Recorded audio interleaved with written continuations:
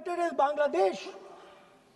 If Bangladesh imports US cotton, they have 0% duty, finished. Textile industry, gone. Let's talk about energy. What we need for the data, what we need for our food, what we have fought for, energy security, gone. Now the United States will decide who we buy oil from. Yes. The United States will come to us and say, you cannot buy oil from so-and-so, and so-and-so, and so-and-so. Russia, Iran, whoever they want. They will decide. Our Prime Minister will not decide. Please understand, and they will monitor. They will keep a watch, meaning they will look, and if India buys oil from anyone they do not want, they will punish us. And they will take our tariffs right back to 50%. For the first time in Indian history, our farmers are facing a storm. Makkah, soybean, lal jawar, kapas. You have opened the door. You have opened the door to mechanized American farms, thousands and thousands of acres each farm. You have opened the door to crush our poor farmers. It is disgraceful. It is disgraceful. No Prime Minister has ever done this before. And let me tell you, no Prime Minister after you is ever going to do it.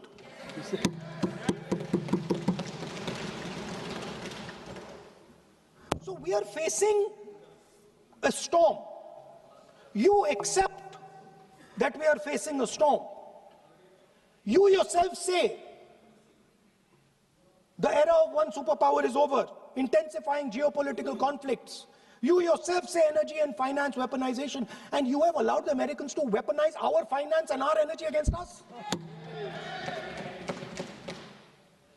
What does it mean when America says you cannot buy oil from somebody? It means our energy is weaponized.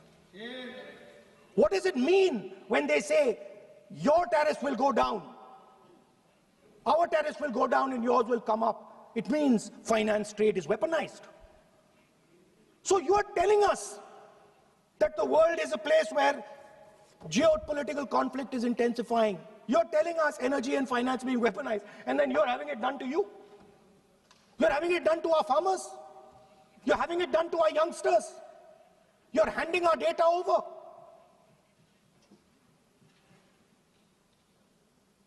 How can you even make these statements?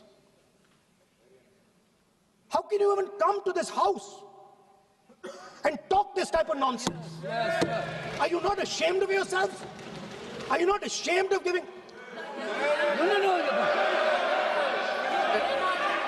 We are patiently listening to Honorable Leader of Opposition. We are patiently listening, but the words... So I'm not yielding, sir. No, but you are saying shameful... You are saying nonsense. Nonsense. So how can you... Okay, when the Finance Minister replies in the evening, the Leader of Opposition should listen to the reply of the Honorable Finance Minister. My request is, please use the word whatever you choose to use, but don't make it abusive. It doesn't. That's not abusive, my friend. Nonsense. जो nonsense आपने use किया वो कार्रवाई का हिस्सा नहीं बनेगा. Nonsense is not appropriate. I did not use nonsense, sir. You have used. You have used. You have used. Okay, sir, I won't use nonsense. Please. Sir, ashamed is not an abuse. No. There's nothing, in saying, are you not ashamed, there is no abuse. No, ashamed you can use. I am just stating. Whatever you have, okay, sir, let me speak. Forgotten, I think so. I am saying, Speaker, sir, I am saying that you have sold India. Are you not ashamed of selling India? Yes. Do you have no shame of selling India? You have sold our mother, Bharat Mata. Do you have no shame? But sir, the interesting thing is, I know that the Prime Minister would not sell India under normal circumstances.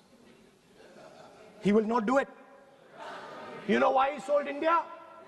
Because they are choking him. Mr. Rahul, address to the chair, please. He has sold India because they are choking him. They've got a grip on his neck. Speaker साहब, मैंने बोला जब चोक लगाते हैं दूसरे व्यक्ति की आंख में देखते हो तो डर दिखता है सर, पीएम की आंख में डर दिखता है, दिख रहा है सर आंख में आंख नहीं मिला पाते हैं. स्पीकर सर दो चीजें हैं सर. एक sir Epstein case sir, 3 million files are still locked up.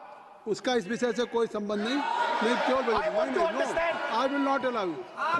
आप कौन होते हैं? आप बैठिए.